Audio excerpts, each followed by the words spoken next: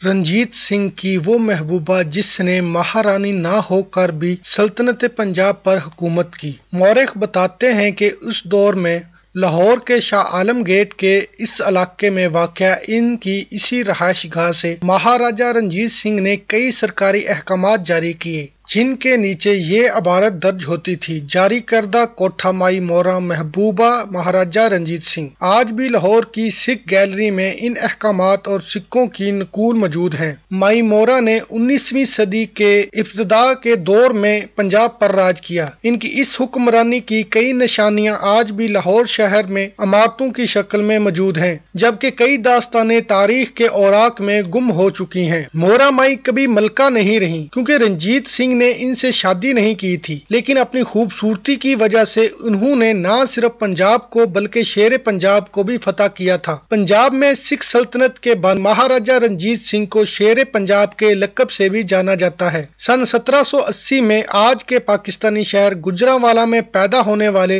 रंजीत सिंह ने सन 1801 में पंजाब में सिख सल्तनत की बुनियाद रखी। अपने अरूज में इनकी सल्तनत एक तरफ खैबर पास तो दूसरी तरफ कश्मीर तक फैली हुई थी। इनके साथ मोरा माई ने भी सल्तनत पर राज किया। वो इलाका जहां मोरा की रहायश गाह थी, इस जमाने में लाहौर का बाजार हुसन हुआ करता था। मोरा यहीं पर पेशावर रकासा थी और अपने पेशे से रोजी रोटी कमाती थी। इनके हुसन के चर्चे आम थे। जब रंजीत सिंह ने लाहौर पर कब्जा किया तो मोरा के हुसन के चर्चे इन तक भी पहुंचे। महाराजा रंजीत सिंह ने मोरा से मिलने की ख्वाहिश जाहिर की और उनसे मिलने इनके कोठे पर चले आए, फिर मोरा ही के होकर रह गए। इस मकाम पर मोरा की एक शानदार हवेली थी, जो कुछ रवायात के मुताबिक महाराजा ने ही तमीर करवाई थी। मोरा के कोठे से सरकारी अहकामात के जारी होने से ये अंदाजा लगाया जा सकता है इनका असर रसूख कितना ज्यादा था, जिससे रंजीत सिंह पर मोरा के सहर का अंदाजा लगाया जा सकता है।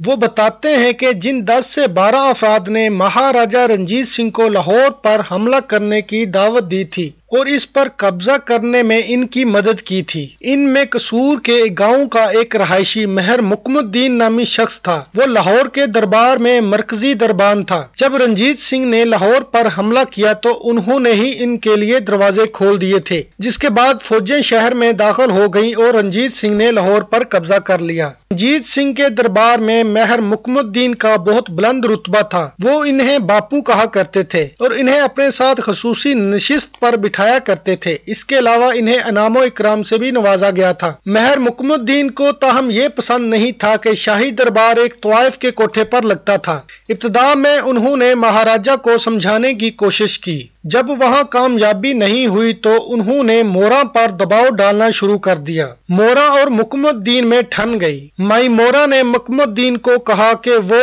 उनसे दोबारा वही काम करवाएंगी जो पहले वो करते रहे थे। वो सब्जी मंडी में प्याज बेचा करते थे। जवाब में महर मुकमुद्दीन ने मोरा को कोठे और पेशे तक महदूद कर देने का चैलेंज किया। इनकी लड़ाई बहुत शिद्दत अख्तियार कर गई, लेकिन आखिर में हुआ यूं के नवा कोट के इलाके और उसके अलावा भी महरम और मुकमुद्दीन की जो जायदादें थीं वो बेहुक्म सरकार जब्त कर ली गईं और वो दोबारा सब्जी मंडी में प्याज बेचने पर मजबूर हो गए। मोरा की यही फतह इनके असर रसूख का सबूत नहीं थी। सल्तनत के शाही टकसाल से कई बरस तक इनके नाम के सिक्के जारी किए जाते रहे, जिन्हें मोरा शाही सिक्के कहा जाता था। ऐसी कई रवायात पाई जाती हैं कि महाराजा रंजीत सिंह ने मोरा माई से शादी कर ली थी और वो उनकी पहली मुसलमान महारानी थी। तारीख में ज़बानी तौर पर ऐसी कई रवायात मौजूद हैं, ताहम इनकी तस्दीक मुमकिन नहीं। महाराजा रंजीत सिंह ने अमृतसर की एक मुसलमान रुकासा गुल बेगम से बाकायदा शादी की थी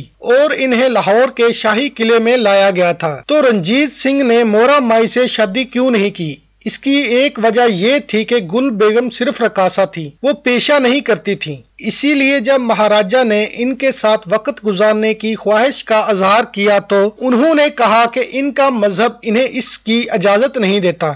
उन्होंने महाराजा से कहा इसके लिए इन्हें उनसे शादी करनी पड़ेगी, जो शर्त महाराजा ने कबूल कर ली। ताहम मोरा के साथ इन्हें इस किस्म की किसी सूरत हाल का सामना नहीं करना पड़ा था। इस हवाले से भी गैर मुस्तनद रवायात मिलती हैं। मोरा ने अपनी हवेली या कोठे के सामने जो मस्जिद तमीर करवाई, इसके पसे पर्दा क्या वाक़या था? एक रवायत नूर अहमद चिश्ती की किताब तहकीकात चिश्ती में भी मिलती है, ताहम इसकी आजादाना तस्दीक मुमकिन नहीं। इनके मुताबिक मस्जिद की तमीर के हवाले से जो सही रवायत गर्दानी जा सकती है वो ये है कि महाराजा ने लाहौर की एक मशहूर मस्जिद वजीर खान के मीनार पर कुछ वक्त मोरा के साथ गुजारा। इसके बाद मोरा के दिल में ये बात आई कि इन्हें मस्जिद के मीनार पर नहीं जाना चाहिए था, तो इस सोच के तहत उन्होंने मस्जिद तामीर करवाई। मोरा वाली मस्जिद के 3 गुंबद और 2 मीनार आज भी मौजूद हैं, ताहम इसकी ज्यादातर इमारत को रंगो रोगन कर दिया गया है और इसमें नमाजियों की गुंजाइश बढ़ाने के लिए नई तामीरात भी कर दी गई हैं। इसे जामिया मस्जिद की हैसियत हासिल है और ये मस्जिद आज भी आबाद है।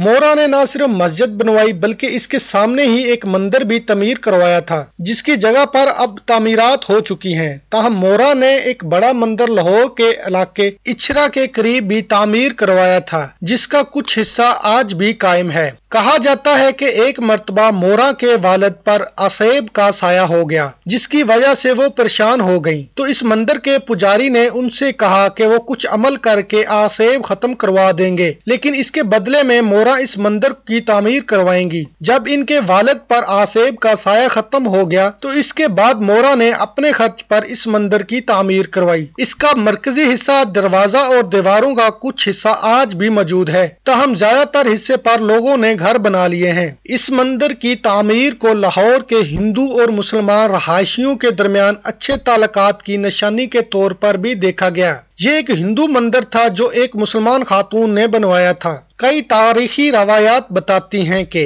मकामी लोग मोरा के महाराजा पर असर रसूख को देखते हुए इनके पास अपने मसाइल लेकर आया करते थे, जिनकी तरफ वो महाराजा की तवज्जो मबजूल करवाती थी। मोरा माई ने जिंदगी जितनी शानो शौकत से गुजारी, अपनी मौत के बाद वो इतनी ही गुमनाम हो गईं। इनकी मौत की तारीख का कोई हवाला मौजूद नहीं है, सिर्फ ये मालूम है कि इनकी मौत तभी थी। जहां रानियों और महारानियों के मकबरे और आखिरी आरामगाहें मिलती हैं, मोरा के हवाले से ऐसा कुछ नहीं मिलता। एक तारीखी हवाले के मुताबिक इनकी कब्र लाहौर के मियानी साहब में हजरत ताहिर बंदगी के मजार के पहलू में मौजूद है। इनकी कब्र लाहौर के मियानी साहब कब्रिस्तान में है, ताहम यकीन के साथ इसकी तस्दीक नहीं की जा सकती। मोरा की कब्र कौन सी है और कहां पर मौजूद है।